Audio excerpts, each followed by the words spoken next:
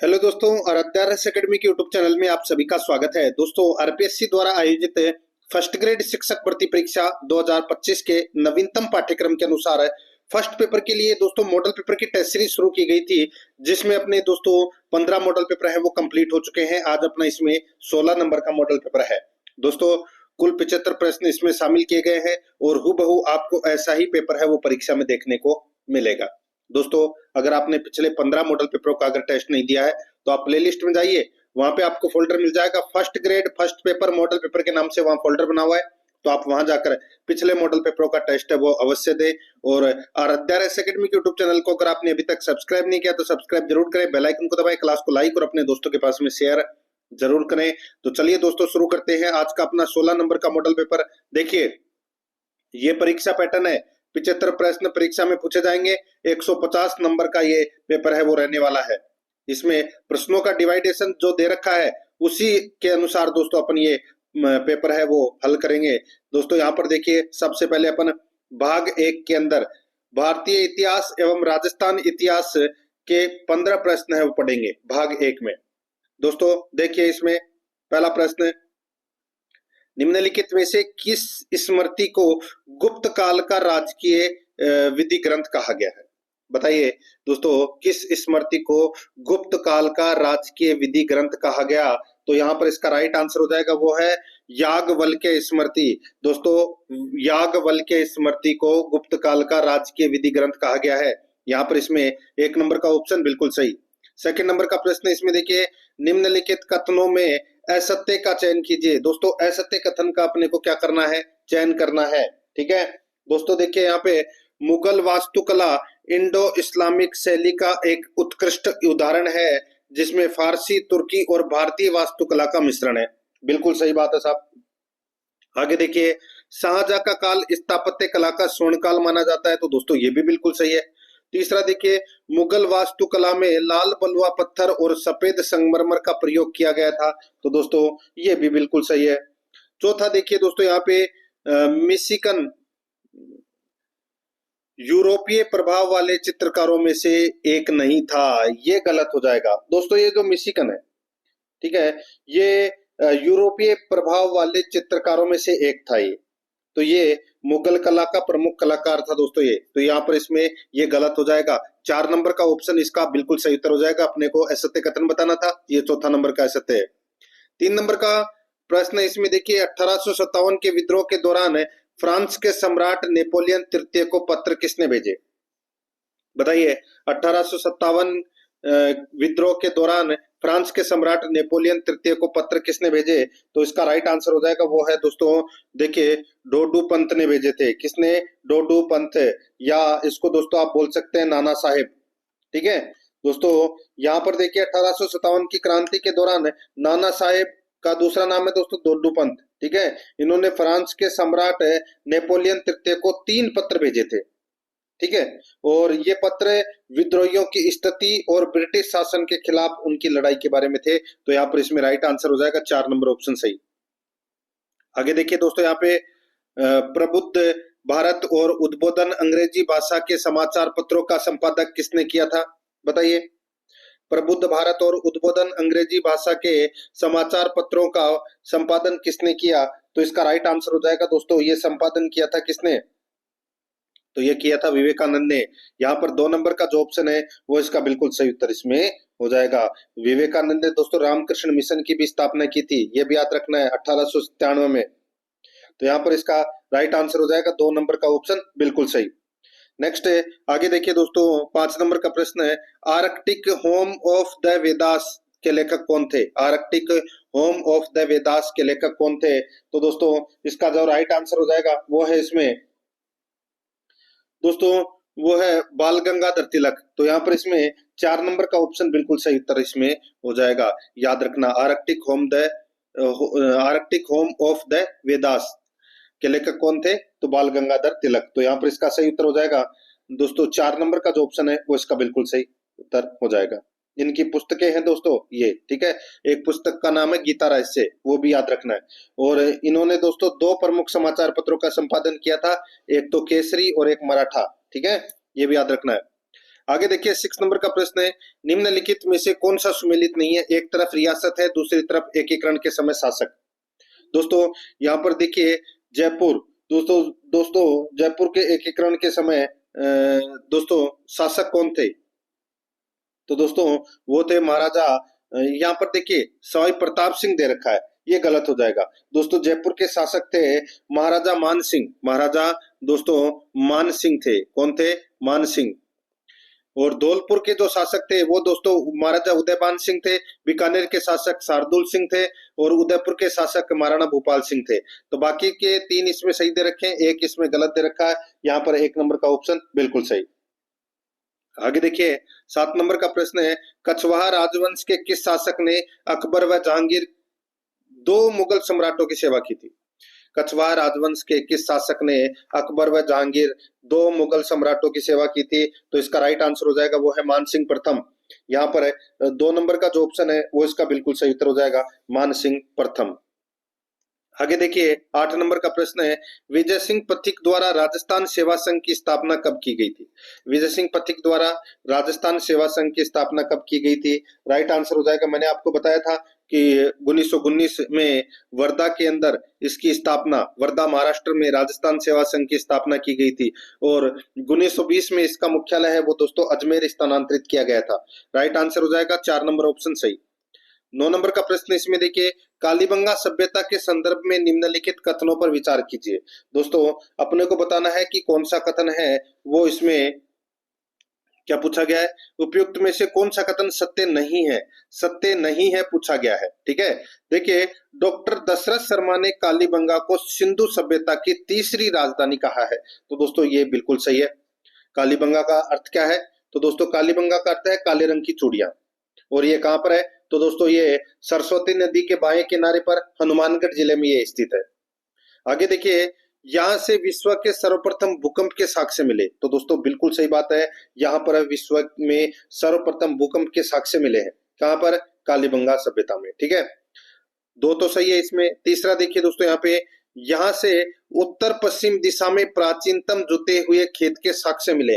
अब ये देखिए जुते हुए खेत के तो साक्ष्य मिले हैं, लेकिन यहाँ पर दिशा गलत दे रखी है। दोस्तों यहाँ पर दिशा गलत दे रखी है। दोस्तों यहाँ पर आएगा दक्षिण पूर्व दिशा। दोस्तों यहाँ पर दक्षिण पूर्व दिशा में प्राचीनतम जुते हुए खेत के साक्ष्य मिले हैं। यहाँ पर उत्तर पश्चिम दे रखा है, इसलिए ये गलत हो जाएगा। आगे देखिए, यहाँ से 27 अग्निवेदिकाएं और 3000 बेलनाकार मोहरें प्राप्त हुई है, तो दोस्तों यहाँ पर 7 अग्निवेदिकाएं और बेलनाकार मोहरें प्राप्त हुई है। तो यहाँ पर 27 की जगह क्या आएगा? 7 आएगा, तो ये भी गलत हो जाएगा। तो यहाँ पर दोस्तों इसका राइट आंसर क्या हो जाएगा? अपने को बताना था कि उपयुक्त में से कौन सा कथन सत्य नहीं है, तो इसमें सी और डी है वो सत्य नहीं है। तो यहाँ पर इसका राइट आंसर हो जाएगा 4 नंबर का ऑप्शन बिल्कुल सही, केवल सी और डी। आगे देखिए 10 नंबर का प्रश्न है, बिजोलिया किसान आंदोलन के संदर्भ में निम्नलिखित में से कौन सा कथन सत्य है?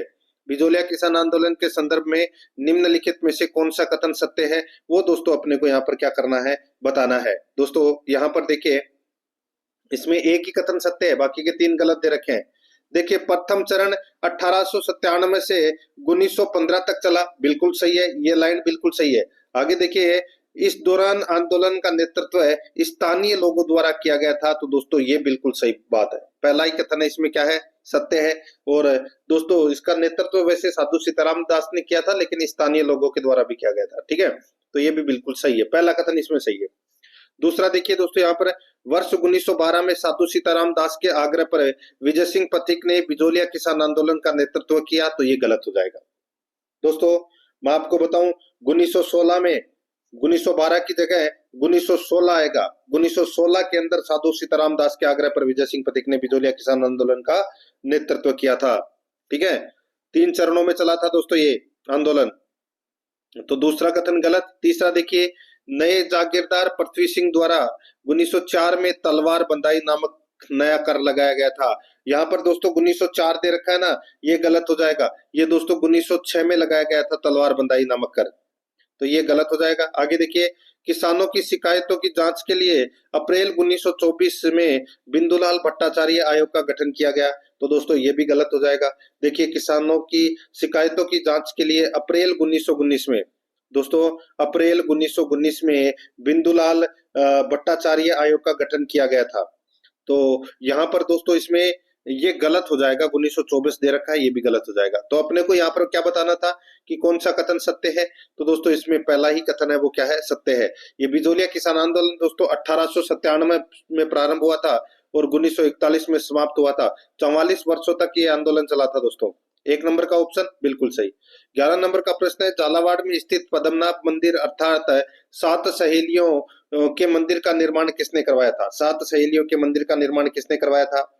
दोस्तों इसका जो राइट आंसर हो जाएगा वो है नागभट्ट द्वितीय ने करवाया था दोस्तों, झालरापाटन झालावाड़ में। ठीक है, पद्मनाभ मंदिर को दोस्तों सात सहेलियों का मंदिर कहा जाता है। तो यहाँ पर इसका राइट आंसर हो जाएगा 4 नंबर का ऑप्शन बिल्कुल सही। इसका निर्माण है वो 9वीं सदी के अंदर नागभट्ट द्वितीय ने करवाया था। 4 नंबर ऑप्शन सही। 12 नंबर का प्रश्न इसमें देखिए, निम्नलिखित में से किस शासक का काल मेवाड़ की लघु चित्रशैली का स्वर्णकाल कहलाता है। निम्नलिखित में से किस शासक का काल मेवाड़ की लघु चित्रशैली का स्वर्णकाल कहलाता है। तो यहाँ पर इसका राइट आंसर हो जाएगा वो है महाराणा जगत सिंह प्रथम, महाराणा जगत सिंह प्रथम। तो यहाँ पर इसमें 3 नंबर का जो ऑप्शन है वो इसका बिल्कुल सही उत्तर हो जाएगा। 13 नंबर का प्रश्न इसमें देखिए, निम्नलिखित में से कौन सा लोकगीत राजस्थान के पर्वतीय क्षेत्र में नहीं गाया जाता। तो पर्वतीय क्षेत्र में कौन सा लोकगीत नहीं गाया जाता। देखिए बिछियो गाया जाता है, शिकार गाया जाता है, माछर गाया जाता है, लालर गाया जाता है, हमसीडो गाया जाता है, लेकिन यहाँ पर जो केवड़ा है, केवड़ा नहीं गाया जाता दोस्तों। तो यहाँ पर इसका राइट आंसर क्या हो जाएगा दोस्तों, 2 नंबर का जो ऑप्शन है वो इसका बिल्कुल सही उत्तर इसमें हो जाएगा। आगे देखिए 14 नंबर का प्रश्न है, निम्नलिखित में से कौन सी बोली मारवाड़ी की उपबोली नहीं है। कौन सी बोली मारवाड़ी की उपबोली नहीं है। तो दोस्तों यहाँ पर आप देख सकते हैं, देखिए मारवाड़ी की उपबोली खेराड़ी है, देवड़ावाटी है, दटकी है, निमाड़ी नहीं है। यहाँ पर 3 नंबर का जो ऑप्शन है वो इसका बिल्कुल सही उत्तर इसमें हो जाएगा। ये आपको इसमें याद रखना है। ठीक है, मारवाड़ी की उपबोली दोस्तों थली, देवड़ावाटी, गोडवाड़ी, बागड़ी, मेवाड़ी, शेखावाटी, नागौरी, ये क्या है, मारवाड़ी की उपबोलियां है। तो यहाँ पर इसका सही उत्तर हो जाएगा 3 नंबर का ऑप्शन सही। आगे देखिए 15 नंबर का प्रश्न है, निम्नलिखित में से किस देवी को मातृ रक्षिका व महामाई के नाम से भी पूजा जाता है। तो वो पूजा जाता है दोस्तों किसको, तो वो है शीतला माता को। यहाँ पर इसमें 4 नंबर का ऑप्शन बिल्कुल सही उत्तर हो जाएगा। शीतला माता का उपनाम दोस्तों चेचक की देवी और मातृ रक्षिका है, और इनका मंदिर है वो सील की डोंगरी चाकसू जयपुर में है। ठीक है, इनके मंदिर का निर्माण करवाया था जयपुर शासक माधो सिंह द्वितीय ने। ये आपको इसमें याद रखना है। राइट आंसर 4 नंबर का ऑप्शन बिल्कुल सही। अब दोस्तों अपन भाग 2 के अंदर करंट अफेयर से संबंधित 5 प्रश्न है वो परीक्षा में पूछे जाएंगे। दोस्तों आप प्लेलिस्ट में जाओगे तो वहां पे आपको एक फोल्डर मिल जाएगा, RPSC first grade Rajasthan current affairs के नाम से आपको वहां एक फोल्डर मिलेगा। उस फोल्डर के अंदर दोस्तों मैं आपको पिछले 8 महीनों के करंट अफेयर के प्रश्न है वो करवाते हुए चल रहा हूँ। मैंने आपको नवंबर और दिसंबर माह के करंट अफेयर के प्रश्न करवा दिए हैं। ठीक है, जिसमें आपको दोस्तों इंपॉर्टेंट प्रश्न करवाए गए हैं हर महीने के। तो अगर आप 5 प्रश्न है, देखिए कुल 10 प्रश्न परीक्षा में पूछे जाएंगे फर्स्ट पेपर में। 5 प्रश्न आपको राजस्थान करंट अफेयर से संबंधित देखने को मिलेंगे। वो 5 प्रश्न आप सही करना चाहते हैं, यानी कि 10 नंबर आप प्राप्त करना चाहते हैं, तो वो क्लासेस भी जरूर देखें। ठीक है, और भी मैं आपको अलग अलग फोल्डर के माध्यम से और भी चीजें करवा दूंगा।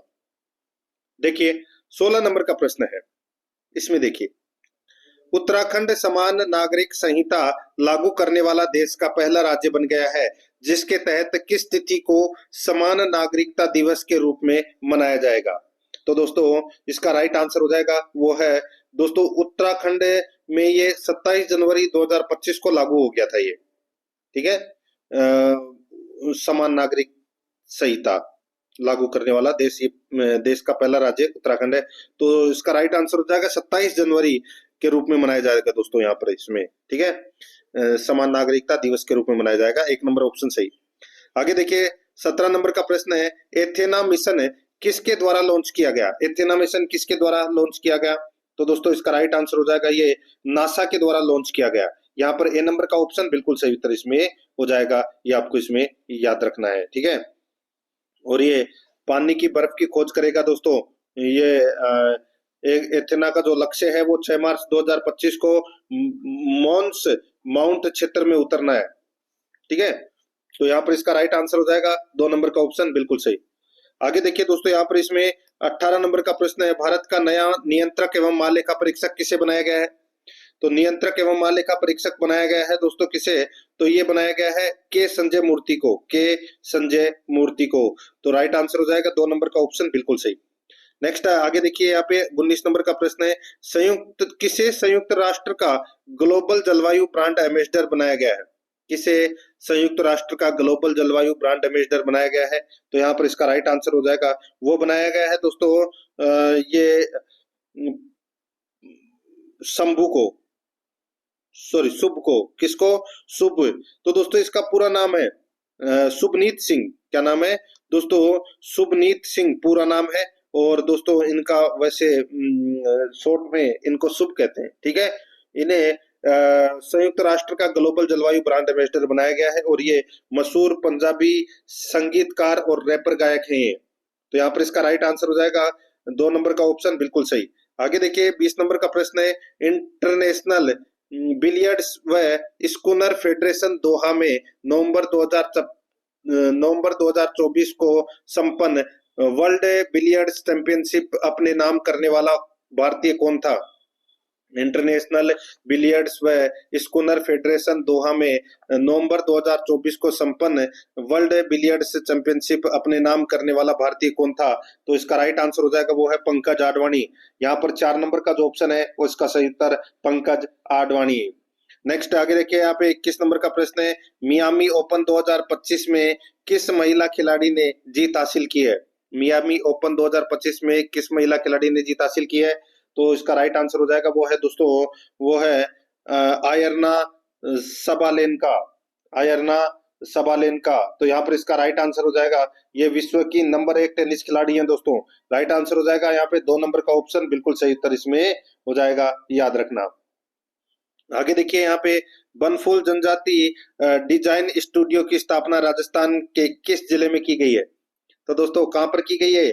तो ये उदयपुर में की गई है दोस्तों। उदयपुर स्थित माणिक्यलाल वर्मा आदिम जाति शोध संस्थान एवं प्रशिक्षण संस्था में स्थापित किया गया है दोस्तों। इसका राइट आंसर हो जाएगा 1 नंबर ऑप्शन सही उत्तर उदयपुर। 23 नंबर का प्रश्न है, राजस्थान की 16वीं विधानसभा की रिक्त 7 सीटों के लिए उपचुनाव नवंबर 2024 में संपन्न हुए, जिसके तहत सुखवंत सिंह कहां से विजय हुए? तो दोस्तों सुखवंत सिंह है वो कहां से विजय हुए? तो इसका राइट आंसर हो जाएगा वो है दोस्तों ये जो सुखवंत सिंह है, ठीक है, ये दोस्तों जो रामगढ़ से दोस्तों ये विजय हुए थे। तो यहाँ पर इसमें 3 नंबर का जो ऑप्शन है वो इसका बिल्कुल सही उत्तर हो जाएगा, रामगढ़ से ये विजय हुए थे भाजपा से। तो यहाँ पर इसमें 3 नंबर ऑप्शन सही उत्तर। आगे देखिए 24 नंबर का प्रश्न है, राजस्थान की मोनिका शोराण का संबंध किस खेल से है? बताइए मोनिका शोराण का संबंध किस क्षेत्र से है? तो इसका राइट आंसर हो जाएगा वो है रेसलिंग से। यहाँ पर 1 नंबर का ऑप्शन बिल्कुल सही, रेसलिंग से।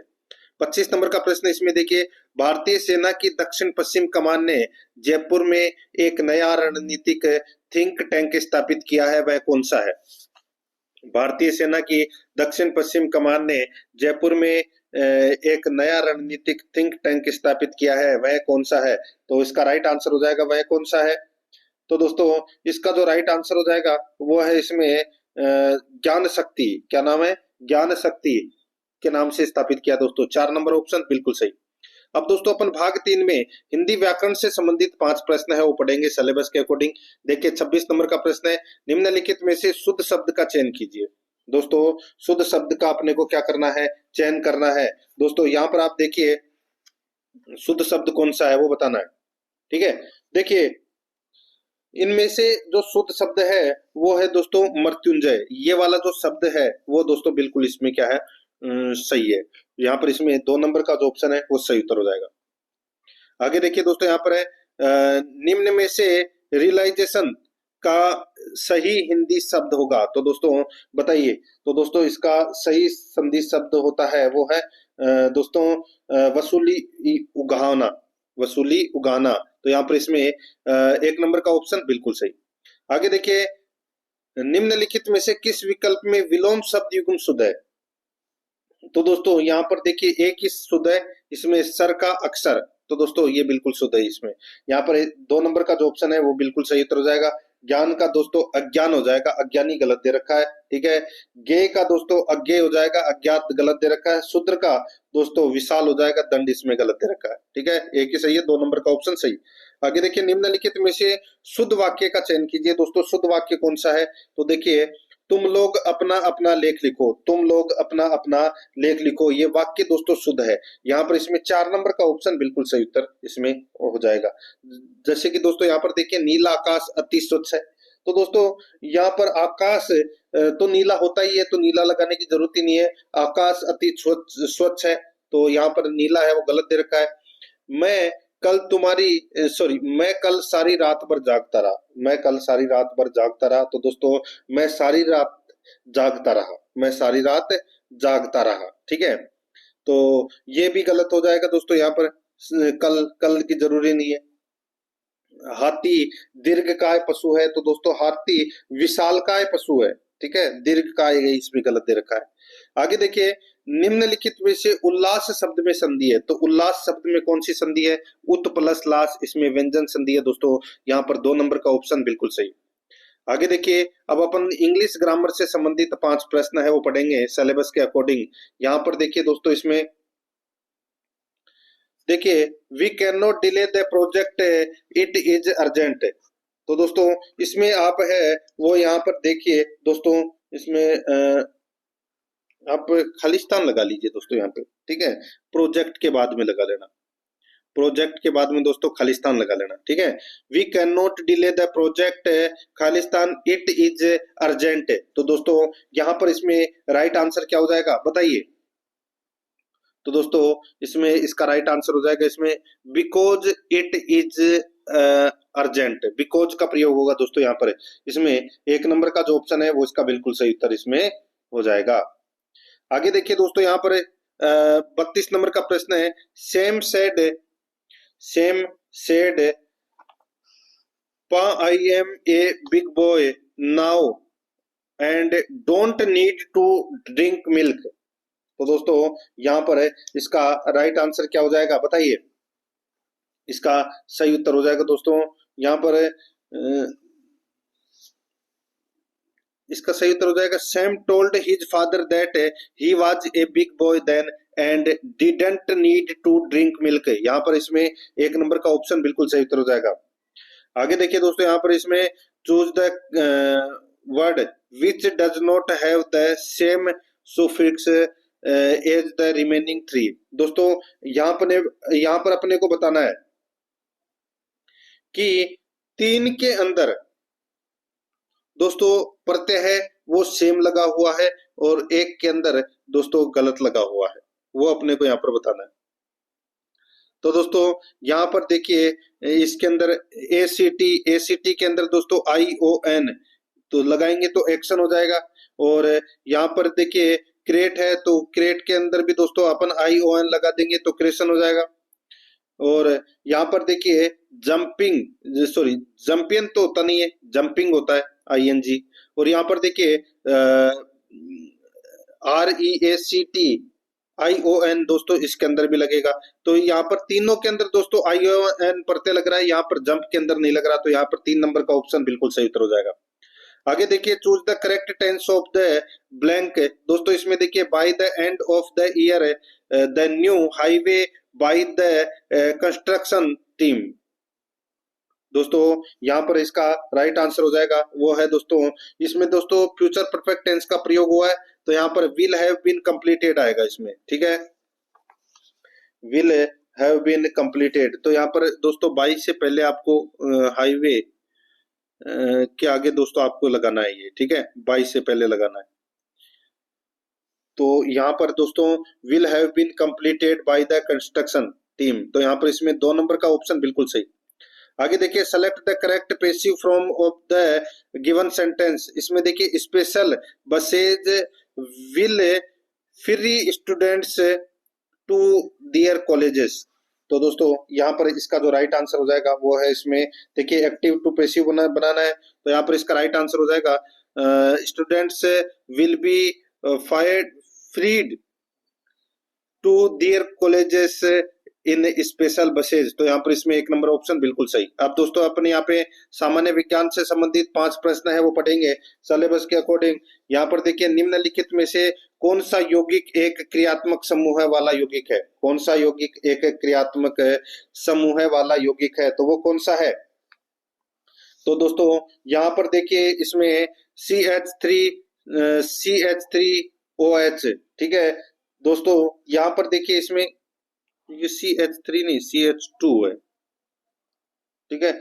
CH3, CH2 और OH, ये दोस्तों एथेनॉल है। क्या है? एथेनॉल, ठीक है।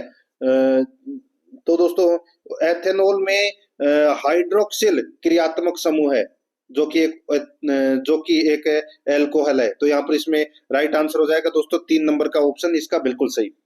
नेक्स्ट है, आगे देखिए दोस्तों यहाँ पर इसमें भारत में जैव विविधता के हॉट स्पॉट की संख्या कितनी है? जैव विविधता के हॉट स्पॉट की संख्या है वो दोस्तों कितनी है? 4। यहाँ पर इसमें 4 नंबर का ऑप्शन बिल्कुल सही उत्तर हो जाएगा। हिमालय, पश्चिमी घाट, सुंदरबन और उत्तरी पूर्वी भारत, ठीक है, 4 है। आगे देखिए घर्षण बल वस्तु को धकेलने पर किस दिशा में कार्य करता है? घर्षण बल वस्तु को धकेलने पर किस दिशा में कार्य करता है? तो दोस्तों ये विपरीत दिशा में कार्य करता है दोस्तों, विपरीत दिशा में। तो दोस्तों वस्तु को धकेलने की विपरीत दिशा में। 2 नंबर ऑप्शन बिल्कुल सही। आगे देखिए दोस्तों यहाँ पे देखिए CaCO3 से अभिक्रिया दोस्तों यहाँ पर देखिए CaO प्लस CO2 अभिक्रिया का प्रकार है। तो दोस्तों ये बताइए कौन सी अभिक्रिया का प्रकार है? तो यहाँ पर है दोस्तों ये अपघटन प्रकार की है दोस्तों, अभिक्रिया अपघटन प्रकार की है। यहाँ पर 1 नंबर का ऑप्शन राइट आंसर हो जाएगा क्योंकि इसमें एक ही यौगिक कैल्शियम कार्बोनेट 2 सरल पदार्थों में टूट रहा है। एक तो CaO यानी कि कैल्शियम ऑक्साइड और एक CO2 कार्बन डाइऑक्साइड। तो यहाँ पर इसमें 1 नंबर का ऑप्शन बिल्कुल सही। 40 नंबर का प्रश्न है, इसमें देखिए पारितंत्र में जैविक अपशिष्टों को अपघटित करने का कार्य करते हैं। पारितंत्र में जैविक अपशिष्टों को अपघटित करने का कार्य करते हैं। तो यहाँ पर इसका जो राइट आंसर हो जाएगा वो है दोस्तों, इसमें बताइए कौन सा? तो इसका जो सही उत्तर हो जाएगा वो है दोस्तों इसमें अपघटक। तो यहाँ पर 3 नंबर का जो ऑप्शन है वो इसका बिल्कुल सही उत्तर इसमें हो जाएगा, याद रखना है, ठीक है। आगे देखिए दोस्तों यहाँ पर भाग 6 के अंदर भारतीय संविधान से संबंधित अपन 5 प्रश्न है वो पढ़ेंगे दोस्तों। यहाँ पर देखिए लोकसभा की प्रथम महिला अध्यक्ष कौन बनी?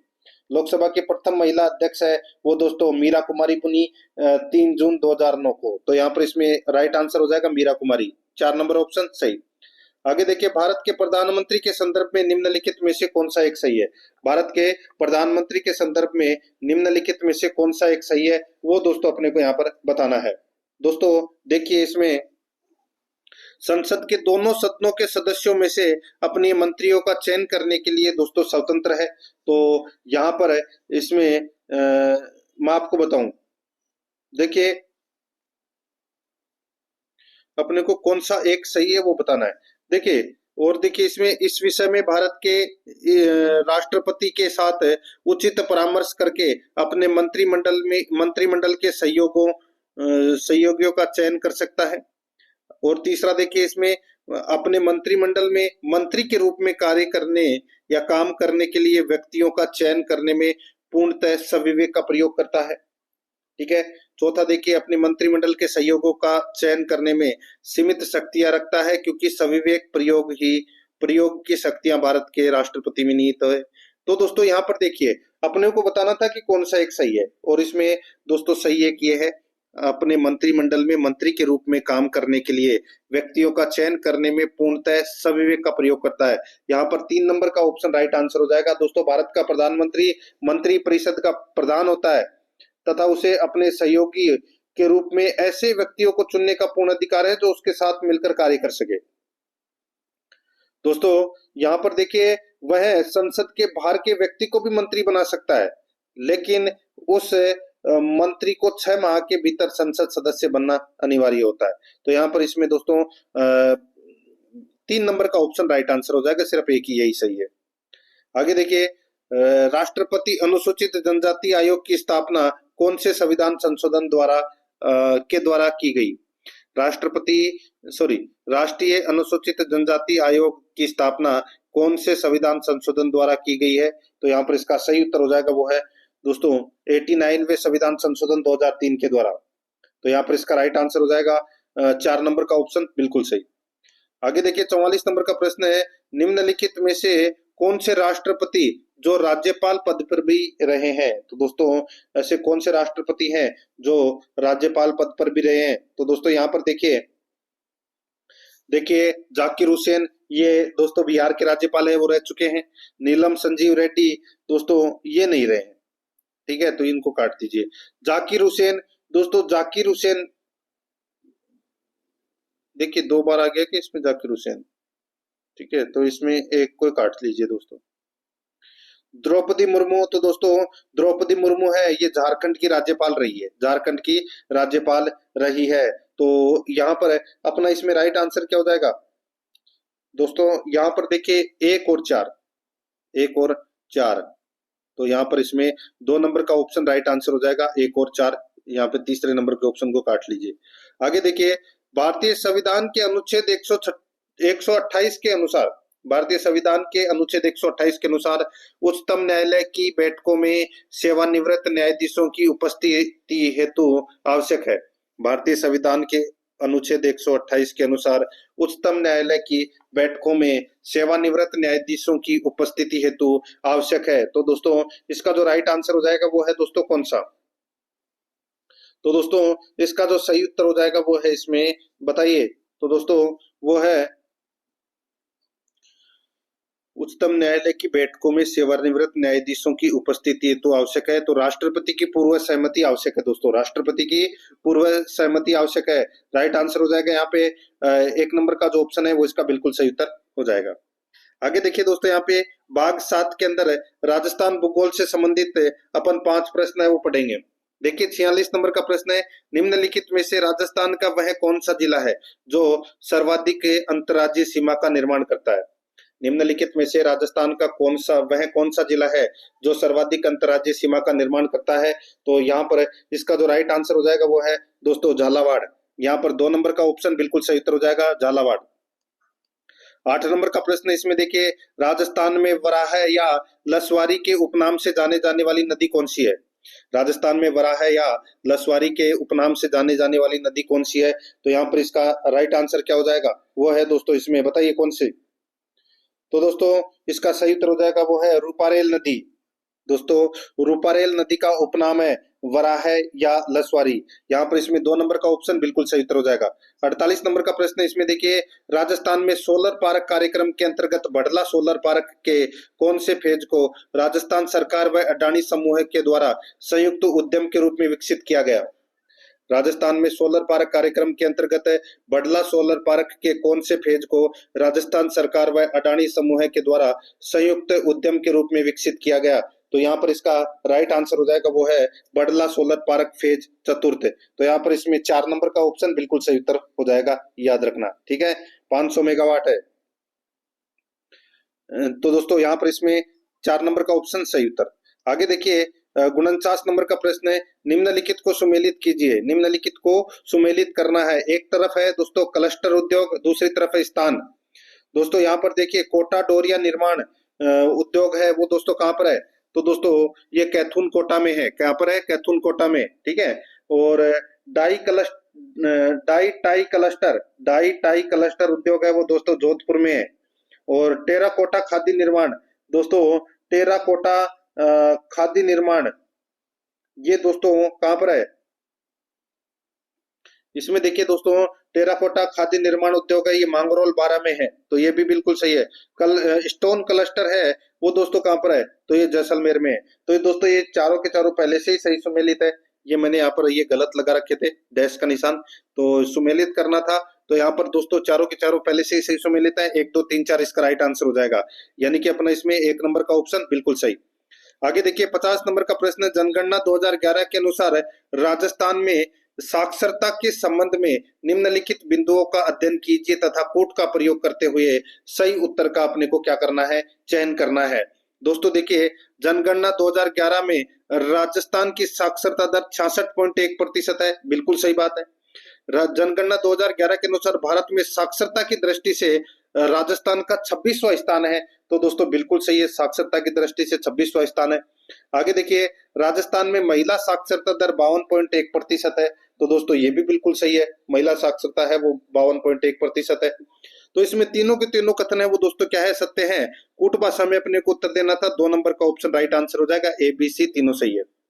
अब दोस्तों भाग 8 के अंदर अपन स्कूल मैनेजमेंट और शिक्षा मनोविज्ञान से संबंधित है दोस्तों 10 प्रश्न है वो पढ़ेंगे। यहाँ पर आप देख सकते हैं दोस्तों 51 नंबर का प्रश्न है, निम्नलिखित में से कौन सा एक प्रबंधन का घटक नहीं है। तो दोस्तों कौन सा एक प्रबंधन का घटक नहीं है, तो दोस्तों यहाँ पर देखिए निर्देशन, नियंत्रण, नियोजन, लेकिन ध्रुवीकरण नहीं है। कौन सा? ध्रुवीकरण नहीं है। आपने दोस्तों वो नाम तो सुना ही होगा, देखिए प्रबंधन के घटक कौन कौन से होते हैं। तो दोस्तों प्लानिंग, ऑर्गेनाइजेशन यानी कि नियोजन, प्रशासन, संगठन, निर्देशन और नियंत्रण। तो यहाँ पर इसमें राइट आंसर क्या हो जाएगा, इसमें ध्रुवीकरण नहीं है, 3 नंबर ऑप्शन सही। आगे देखिए यहाँ पे टेलर के अनुसार कार्यात्मक फायरमैन सॉरी टेलर के अनुसार कार्यात्मक फोरमैनशिप में कितने नायक होते हैं और वे किस प्रकार से काम करते हैं। टेलर के अनुसार कार्यात्मक फोरमैनशिप में कितने नायक होते हैं और वे किस प्रकार से काम करते हैं। तो दोस्तों किस प्रकार से काम करते हैं, तो दोस्तों इसमें देखिए इसमें कितने नायक होते हैं, तो दोस्तों 8 नायक होते हैं, इनमें 8 नायक होते हैं जिनमें से 4 नियोजन से संबंधित होते हैं और 4 श्रमिकों के काम को निर्देशित करते हैं। यहाँ पर इसमें 2 नंबर का ऑप्शन राइट आंसर हो जाएगा इसमें, ठीक है। आगे देखिए दोस्तों यहाँ पे 53 नंबर प्रश्न है, शिक्षा में संपूर्ण गुणवत्ता प्रबंधन यानी कि TQM का क्या उद्देश्य है।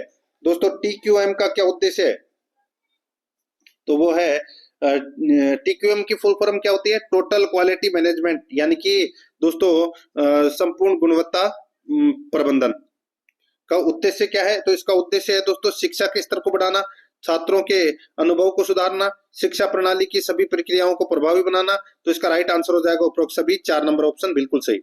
आगे देखिए 54 नंबर का प्रश्न है, शैक्षिक पर्यवेक्षण में शिक्षकों, प्रबंधकों और संरक्षकों को नवीन शैक्षिक विधियों से परिचित कराना का उद्देश्य क्या है। शैक्षिक पर्यवेक्षण में शिक्षकों, प्रबंधकों और संरक्षकों को नवीन शैक्षिक विधियों से परिचित कराना का उद्देश्य क्या है। तो दोस्तों इसका उद्देश्य क्या है, इसका उद्देश्य है दोस्तों शिक्षा में सुधार लाने के लिए शिक्षकों और प्रबंधकों को तैयार करना। यहाँ पर 2 नंबर का ऑप्शन बिल्कुल सही उत्तर हो जाएगा। आगे देखिए 55 नंबर प्रश्न है, शैक्षिक नियोजन की प्रक्रिया का प्रथम चरण कौन सा है। शैक्षिक नियोजन की प्रक्रिया का प्रथम चरण कौन सा है, तो प्रथम चरण कौन सा है, तो वो है उद्देश्य निर्धारण। कौन सा है, उद्देश्य निर्धारण है, ये चरण है दोस्तों पहला। यहाँ पर इसमें 2 नंबर का ऑप्शन बिल्कुल सही। आगे देखिए 56 नंबर प्रश्न है, नेतृत्व शैली को प्रभावित करने वाले कारक हैं। दोस्तों नेतृत्व शैली को प्रभावित करने वाले कारक हैं वो कौन कौन से हैं, तो देखिए नेता का व्यक्तित्व है, बिल्कुल है, समूह सदस्यों का व्यक्तित्व है, ये भी है, कार्य की प्रकृति ये भी है, समूह का आकार नहीं है दोस्तों, ठीक है। तो यहाँ पर है परिवेश की प्रकृति है।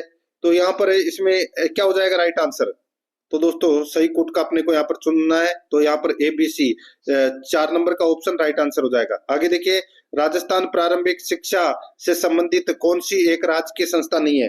तो कौन सी एक राजकीय संस्था नहीं है, तो वो है दोस्तों राजस्थान प्रारंभिक शिक्षा परिषद जयपुर। यहाँ पर 3 नंबर का जो ऑप्शन है वो इसका बिल्कुल सही उत्तर इसमें हो जाएगा। 58 नंबर का प्रश्न इसमें देखिए, उच्च अध्ययन शिक्षण संस्थान बीकानेर में किस स्तर के शिक्षकों को सेवाकालीन प्रशिक्षण दिया जाता है। उच्च अध्ययन शिक्षण संस्थान बीकानेर में किस स्तर के शिक्षकों को सेवाकालीन प्रशिक्षण दिया जाता है। तो इसका राइट आंसर हो जाएगा वो है बीकानेर जिले के वरिष्ठ अध्यापकों को। तो यहाँ पर इसमें 2 नंबर का ऑप्शन बिल्कुल सही उत्तर इसमें हो जाएगा, याद रखना। नेक्स्ट आगे देखिए दोस्तों यहाँ पर है 59 नंबर प्रश्न है, RTE अधिनियम 2009 की धारा 33 संबंधित है। RTE अधिनियम 2009 की धारा 33 किससे संबंधित है, तो दोस्तों ये राष्ट्रीय सलाहकार परिषद के गठन से संबंधित है। तो यहाँ पर इसका राइट आंसर हो जाएगा वो है राष्ट्रीय सलाहकार परिषद का गठन से संबंधित है। आगे देखिए शिक्षा का अधिकार कानून 2009 के किस अध्याय में प्रारंभिक शिक्षा का पाठ्यक्रम एवं उसको पूरा किए जाने का वर्णन है। शिक्षा का अधिकार कानून 2009 के किस अध्याय में प्रारंभिक शिक्षा का पाठ्यक्रम एवं उसको पूरा किए जाने का वर्णन है, तो दोस्तों वो किस में है? तो वो अध्याय 5 में है। तो यहाँ पर इसका राइट आंसर हो जाएगा 3 नंबर का ऑप्शन बिल्कुल सही, अध्याय 5 में। आगे देखिए 61 नंबर का प्रश्न है, शिक्षा मनोविज्ञान शिक्षा का विज्ञान है, यह परिभाषा किसने दी है? तो दोस्तों यह परिभाषा किसने दी है? तो दोस्तों ये ई ए पील ने दी है, ई ए पील ने दी है। 4 नंबर का जो ऑप्शन है वो इसका बिल्कुल सही उत्तर हो जाएगा। ठीक है, शिक्षा मनोविज्ञान शिक्षा का विज्ञान है। आगे देखिए दोस्तों यहाँ पर इसमें 62 नंबर का प्रश्न है, किस अवस्था में बच्चे भौतिक या स्पष्ट तथ्यों से परे अधिक जटिल और अव्यक्त विचारों को समझने तथा उनका विश्लेषण करने में सक्षम होते हैं? तो यहाँ पर है इसका जो राइट आंसर हो जाएगा वो है किशोरावस्था। यहाँ पर 3 नंबर का जो ऑप्शन है वो इसका बिल्कुल सही उत्तर हो जाएगा, किशोरावस्था। आगे देखिए 63 नंबर का प्रश्न है, निम्नलिखित में से कौन सा एक संज्ञानवादी सिद्धांत से संबंधित नहीं है?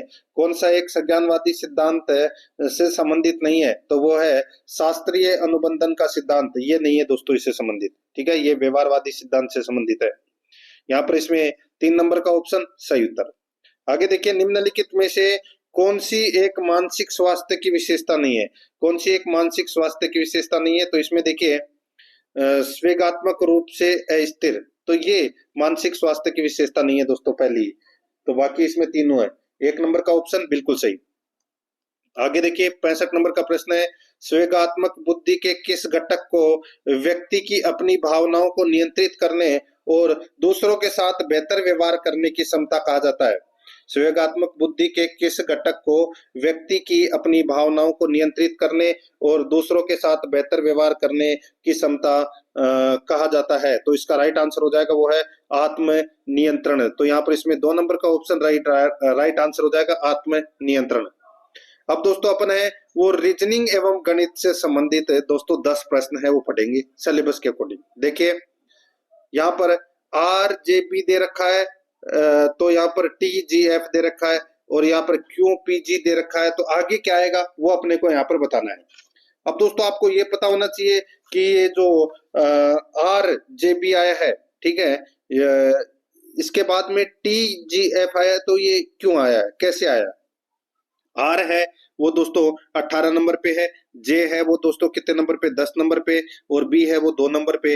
तो यहाँ पर देखिए टी है वो कितने नंबर पे, 20 नंबर पे, और ये जो जी है वो 7 नंबर पे, और एफ है वो 6 नंबर पे। ठीक है, अब दोस्तों इसमें देखिए अंतर कितने का हो रहा है, तो इसमें प्लस का 2, इसमें क्या हो रहा है माइनस का 3, और इसमें प्लस का 4। ठीक उसी प्रकार यहाँ पर भी अपन करने हैं, क्यों आता है 16 नंबर पे, क्यों आता है 17 नंबर पे, ठीक है, पी आता है 16 नंबर पे और जी आता है 7 नंबर पे। अब इसमें देखिए 17 में 2 प्लस करोगे तो कितना हो जाएगा 19, और 16 में से -3 करोगे तो दोस्तों कितना हो जाएगा 13, और दोस्तों 7 में 4 जोड़ोगे तो कितना हो जाएगा 11। तो दोस्तों यहाँ पर देखिए 19 नंबर पे क्या आता है एस, और 13 नंबर पे क्या आता है एम, और 7 नंबर पे क्या आता है के। तो एस एम के अपना इसमें राइट आंसर हो जाएगा 1 नंबर का ऑप्शन सही उत्तर। आगे देखिए निम्नलिखित में से कौन सी संख्या दी गई श्रृंखला में प्रश्न चिन्ह के स्थान पर आएगी? तो यहाँ पर देखिए 4, 9, 17, 30, 50, 81, 125, आगे क्या आएगा वो बताना है। दोस्तों यहाँ पर आप देख सकते हैं 4 और 9 में कितने का गैप है, तो दोस्तों 5 का गैप है। ठीक है, 9 और 17 में, तो दोस्तों 9 और 17 के अंदर है 8 का गैप है। ठीक है, 17 और 30 के अंदर, 17 और 30 के अंदर दोस्तों 13 का गैप है। ठीक है, और फिर दोस्तों 20 का गैप है, फिर दोस्तों 31 का गैप है, और फिर दोस्तों 44 का गैप है। अब दोस्तों यहाँ पर देखिए इतना तो समझ में आ गया होगा आपको। अब इसमें देखिए अंतर देखिए, इसमें कितने का अंतर है, तो दोस्तों इसमें 3 का, इसमें 5 का, इसमें 7 का, इसमें 11 का। ठीक है, इसमें 13 का, यानी कि अभाज्य संख्या चल रही है। अब आगे दोस्तों 17 का गैप होगा। देखिए 3, 5, 7, 11 और 13, अब आगे क्या आएगा 17। तो दोस्तों 44 में 17 जोड़ दीजिए, कितना हो जाएगा 61। तो दोस्तों 125 के अंदर आपको 61 जोड़ना है, तो कितना आ जाएगा, तो दोस्तों 125 प्लस 61 186 होते हैं। यहाँ पर 1 नंबर का ऑप्शन बिल्कुल सही। आगे देखिए दोस्तों यहाँ पे 63 star 90 star 42 star 230 star 46 star 3, तो दोस्तों यहाँ पर अपने को निशान लगाने हैं कि कौन कौन से निशान लगेंगे, जो कि आपको यहाँ पर ऑप्शन में दे रखा है कि कौन सा ऑप्शन इसमें सही रहने वाला है। तो दोस्तों इसमें ऑप्शन सही रहने वाला है दोस्तों, यहाँ पर देखिए 63 है, कोई भी आप ऑप्शन निकाल के रख सकते हैं दोस्तों यहाँ पे, तो ऑप्शन से ही करना पड़ेगा दोस्तों इसको, ठीक है। यहाँ पर 63 बराबर दोस्तों 90 माइनस 42 प्लस 230, ये तीसरा वाला ले रहा हूं मैं, ठीक है, भाग 46 और इंटू 3, ठीक है, इंटू 3। बस अब इसको करना है। सबसे पहले अपन क्या करेंगे, 46 का भाग देंगे दोस्तों किसमें, 230 में, तो कितनी बार गया, तो ये 5 बार गया, ठीक है। उसके बाद में मल्टीप्लाई करेंगे, 5 इंटू 3 कितना हो जाएगा, 15। तो ये यहां तक तो हो गया। अब दोस्तों यहाँ पर अपन क्या करेंगे, देखिए 90 और 15 को जोड़ेंगे आपस में, 90 और 15 को जोड़ेंगे तो कितना हो गया दोस्तों, ये हो गया 105। 105 में से दोस्तों 42 गए तो कितने बचे, 63। तो ये अपना तीसरा नंबर का ऑप्शन इसका राइट आंसर हो जाएगा। आगे देखिए ऊंचा नीचा आकाश, तो दोस्तों ऊंचा का विलोम क्या हो जाएगा, नीचा, और आकाश का विलोम क्या हो जाएगा, पृथ्वी। यहाँ पर 3 नंबर ऑप्शन बिल्कुल सही। आगे देखिए यदि x square plus 5x plus P का एक गुणनखंड x प्लस 2 हो तो p का मान ज्ञात कीजिए। तो दोस्तों p का मान है वो अपने को क्या करना है, ज्ञात करना है। दोस्तों यहाँ पर आप देख सकते हैं इसके अंदर, तो अपन x प्लस 2 बराबर दोस्तों 0, ठीक है। तो दोस्तों यहाँ पर x बराबर क्या हो जाएगा, -2, ठीक है। तो दोस्तों x बराबर -2, तो दोस्तों x square plus 5x plus P बराबर दोस्तों यहाँ पर 0 हो जाएगा। तो क्या हो जाएगा, तो दोस्तों यहाँ पर x का मान है वो -2 रखा है, तो यहाँ पर -2 स्क्वायर है, -2 स्क्वायर प्लस 5 -2 का -2 प्लस पी बराबर 0। तो दोस्तों क्या हो जाएगा, 2 का स्क्वायर 4, ठीक है। तो दोस्तों यहाँ पर क्या हो जाएगा, 4 माइनस 10 प्लस पी बराबर 0। तो दोस्तों पी बराबर क्या आ जाएगा, 6। तो यहाँ पर इसमें 3 नंबर का ऑप्शन बिल्कुल सही। आगे देखिए यदि द्वितीयक बहुपद पी एक्स बराबर 2x square plus 3x minus 4 के शून्यंक a तथा b हो तो a प्लस बी का मान होगा। तो दोस्तों a प्लस बी का मान है वो क्या होगा, तो दोस्तों यहाँ पर देखिए शून्यकों का योग ज्ञात करना है, तो a प्लस बी बटा a प्लस बी बराबर माइनस बी बटा ए बराबर माइनस एक्स का गुणांक बटे एक्स स्क्वायर का गुणांक। तो दोस्तों यहाँ पर 3/2, तो यहाँ पर है -3/2 इसका सही उत्तर हो जाएगा, 1 नंबर ऑप्शन बिल्कुल सही। आगे देखिए 72 नंबर का प्रश्न है, 2x minus 1 plus 2x plus 1 बराबर 320 है, तो x है, तो दोस्तों x क्या है, अब x आप ऑप्शन निकाल के कर सकते हो, कोई भी ऑप्शन रख लीजिए दोस्तों। तो मैं आपको बता देता हूँ, x की जगह आप 7 रख लीजिए, ठीक है। x में 2 7 माइनस 1 प्लस 2 7 प्लस 1, ठीक है। तो यहाँ पर देखिए ये तो कितना हो जाएगा, 6, तो 2 की घात 6 प्लस 2 की घात 7 बराबर 320 होगा दोस्तों यहाँ पे। तो यहाँ पर इसमें राइट आंसर क्या हो जाएगा, वो है 3 नंबर का ऑप्शन बिल्कुल सही। आगे देखिए एक कांच के बेलन का व्यास 20 सेमी है, उसके 9 सेंटीमीटर की ऊंचाई तक भरा है, 9 सेंटीमीटर ऊंचाई तक पानी भरा है। इसमें 8 सेंटीमीटर भुजा वाले धातु के एक घन को पूरी तरह से डुबोया जाता है। उससे इसे डुबाने पर बेलन में पानी के स्तर की ऊंचाई में कितनी वृद्धि दशमलव के बाद 1 अंक तक होगी। यहाँ पर दोस्तों आर का मान दे रखा है 3.142, ठीक है। तो दोस्तों यहाँ पर देखिए व्यास है अपना 20 सेंटीमीटर, तो त्रिज्या हो जाएगी 10 सेंटीमीटर, घन की भुजा दोस्तों 8 सेंटीमीटर दे ही रखी है। तो यहाँ पर दोस्तों पानी का आयतन बराबर घन का आयतन, तो पानी का आयतन का दोस्तों सूत्र हो जाएगा इसमें क्या हो जाएगा, पाई आर स्क्वायर एच। तो पाई आर स्क्वायर एच बराबर दोस्तों घन का आयतन तो भुजा स्क्वायर, तो यहाँ पे ए सॉरी भुजा क्यूब, तो यह एक क्यूब हो जाएगा यहाँ पे। तो अपने को क्या निकालना है, एच। तो दोस्तों एच बराबर क्या हो जाएगा, ए क्यूब बटे पाई आर स्क्वायर बराबर दोस्तों क्या हो जाएगा, तो यहाँ पे 8 का क्यूब बटे 22/7 इंटू 10 का स्क्वायर। ठीक है, बस इसको आपस में काट लीजिए दोस्तों, आपका एच निकल कर आ जाएगा 1.6 सेंटीमीटर। यहाँ पर 3 नंबर का ऑप्शन बिल्कुल सही। आगे देखिए, 3 क्रमिक पूर्णांक संख्याओं का कुल योग 1350 है, तो सबसे छोटी और सबसे बड़ी संख्या का योग क्या होगा। दोस्तों सीधा सा है, 1350 में सबसे पहले अपन क्या करेंगे, 3 का भाग देंगे। ठीक है, तो कितना आ जाएगा, 450 आ जाएगा। कितना, 450। अब दोस्तों आगे देखिए, सबसे छोटी एवं सबसे बड़ी संख्या का योग है वो अपन क्या करेंगे, 1350 माइनस बीच वाली संख्या। तो दोस्तों 1350 में से 450 घटा दीजिए, कितना हो जाएगा, 900। तो यहाँ पर इसमें छोटी और बड़ी संख्या का योग कितना होगा दोस्तों, 900। 3 नंबर ऑप्शन बिल्कुल सही। आगे देखिए, एक गोलार्ध का आयतन 19,404 सेंटीमीटर है, तो इसकी त्रिज्या ज्ञात कीजिए। तो इसकी त्रिज्या है वो ज्ञात कीजिए।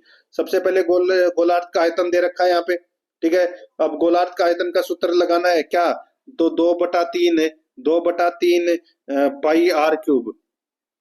तो यहाँ पर है दोस्तों 2/3 इंटू पाई का मान कितना होता है, 22/7 इंटू आर क्यूब बराबर दोस्तों क्या दे रखा है, 19,404। बस अब इसको काट लीजिए। तो दोस्तों इसको आप काटोगे तो यहाँ पर देखिए 441 इंटू 21 बराबर आर क्यूब हो जाएगा दोस्तों। तो यहाँ पर आर क्यूब बराबर 21 इंटू 21 तो आर बराबर आ जाएगा दोस्तों 21 सेंटीमीटर। यहाँ पर इसमें 4 नंबर का जो ऑप्शन है वो इसका बिल्कुल सही उत्तर हो जाएगा। तो दोस्तों इसी के साथ मैंने आपको ये 15 नंबर का मॉडल पेपर है वो कंप्लीट करवा दिया है। आराध्या RS एकेडमी के यूट्यूब चैनल को सब्सक्राइब जरूर करें, बेल आइकन को दबाएं, क्लास को लाइक और अपने दोस्तों के पास में शेयर जरूर करें। मिलते हैं दोस्तों नेक्स्ट क्लास में। जय हिंद, जय भारत।